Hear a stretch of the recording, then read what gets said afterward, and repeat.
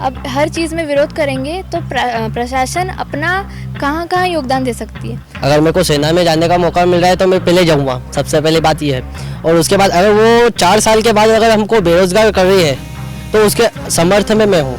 नहीं तो वही था ना कि जो जिनने 2 साल मेहनत की है फिर वो क्या करेंगे, जिनकी एज लिमिट कंप्लीट हो गई है। और इसमें है कि 25% आगे जा सकते हैं, बाकी सबको तो बेरोजगारी मिलेगी।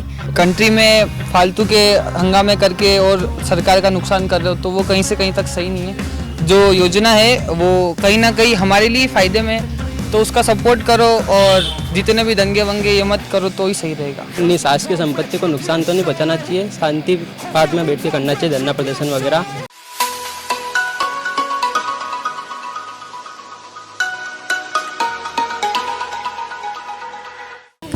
अग्निपथ योजना को लेकर पूरे देश में बवाल मचा हुआ है। बिहार से लेकर मध्य प्रदेश के ग्वालियर तक तमाम जगह पर विरोध प्रदर्शन में आगजनी की जा रही है। इस आगजनी में देश के कुछ युवा शामिल हैं जिनके द्वारा इस योजना का विरोध किया जा रहा है। इस वक्त मैं रतलाम के शासकीय महाविद्यालय में मौजूद हूं, जहां पर हमारे साथ कुछ युवा हैं। आइए सीधे उन्हीं से चर्चा करते हैं कि अग्निपथ योजना के बारे में युवाओं की क्या राय है।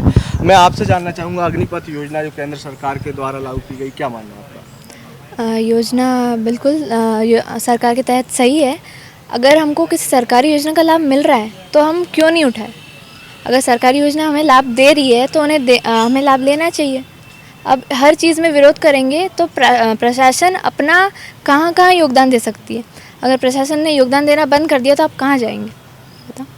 योजना को लेकर भ्रम फैलाया जा रहा है, कहा जा रहा है कि आप इसके बाद बेरोजगार हो जाएंगे। कुछ लोग विरोध कर रहे हैं, आगजनी कर रहे हैं, पुलिस वालों पर पत्थर मार रहे हैं। कितना सही मानते हैं? ये प्रशासन को बिगाड़ देने का सब कुछ तरीका है।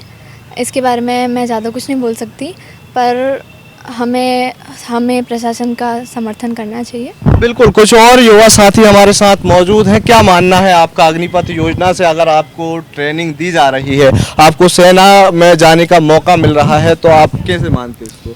अगर मेरे को सेना में जाने का मौका मिल रहा है तो मैं पहले जाऊँगा, सबसे पहली बात ये है। और उसके बाद अगर वो 4 साल के बाद अगर हमको बेरोजगार कर रही है तो उसके समर्थन में मैं हूँ। अगर वो हमें बेरोजगार कर रही है तो हम क्या करेंगे आगे 4 साल बाद? हमने 4 साल बाद अपने पूरी कर लिया। और सरकार ने बोला भी है कि अगर आने वाली सरकारी योजना से आप विलुप्त हो जाओगे, आपको नहीं मिलेगी। ऐसा समाचार में भी आया है, हमने सुना है। तो इसीलिए मैं ये कहना चाहूँगा कि अब ये अग्निपथ योजना थोड़ी नहीं लागू हो सकती। ठीक ठीक। और भी कुछ साथी हमारे साथ मौजूद हैं। आप बताइए, क्या मानते हैं आप अग्निपथ योजना को लेकर? क्या मानना है आपका? अगर अभी एकदम अग्निपथ आई है तो इसमें से कि पहले एज थी कि 23 ईयर और अभी एकदम से 21 कर दिए, तो 21 से 23 किया है। नहीं, अभी 17.5 से 9.5 से 21 है ना एज, और 23 हुआ है। अच्छा, आज ही हुआ है ना जी। अच्छा।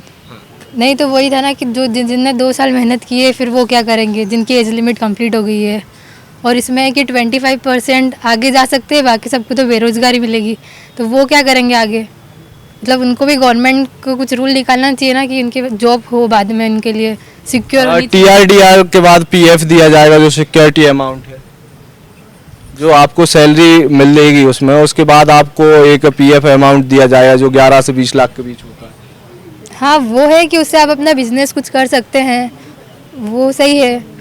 बिल्कुल, युवा 3 साल तक NCC में भी मेहनत करते हैं। यदि सरकार के द्वारा आप NCC में जाते हैं तो NCC में आपको उस तरीके से फ़ायदा नहीं दिया जाता, आपको सैलरी नहीं मिलती। तो जो युवा NCC में जाके तैयारी करते हैं उनके लिए किस तरीके से रहेगी? NCC हमें आगे का अनुशासन सिखाती है, रहना करना सिखाती है, किस डिसिप्लिन वगैरह सिखाती है।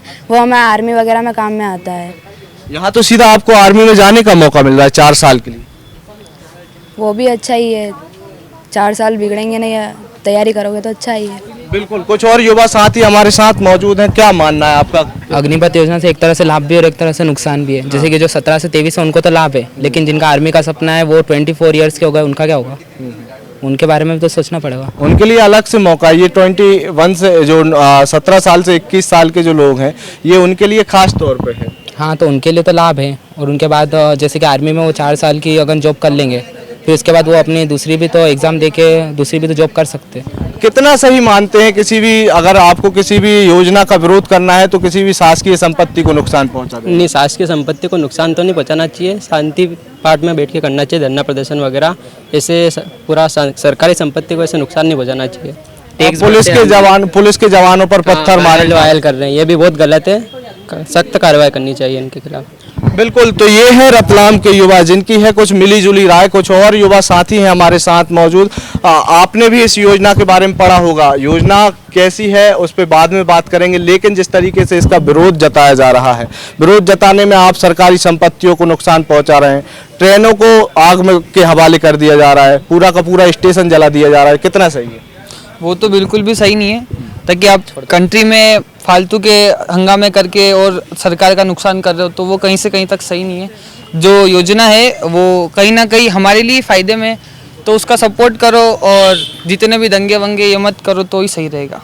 बिल्कुल, तो यहाँ युवाओं का मानना साफ तौर पर स्पष्ट है कि यदि सरकार के द्वारा आपको कोई मौका दिया जा रहा है, आपको भारतीय सेना में जाने के अवसर दिए जा रहे हैं जिसमें कुछ नियम भी हैं, तो आपको जब किसी चीज़ का लाभ मिलता है तो कुछ नियम भी आपको फॉलो करना रहता है। तो ऐसे में युवाओं के द्वारा जो रेलवे स्टेशन पर जो विभिन्न शहरों में आगजनी की जा रही है उसको बिल्कुल ही अपने दरकिनार कर दिया गया है। युवाओं का कहना है कि किसी भी विरोध प्रदर्शन के नाम पर आप सरकारी संपत्ति को नुकसान नहीं पहुंचा सकते। अंकित शर्मा, आयुध मीडिया।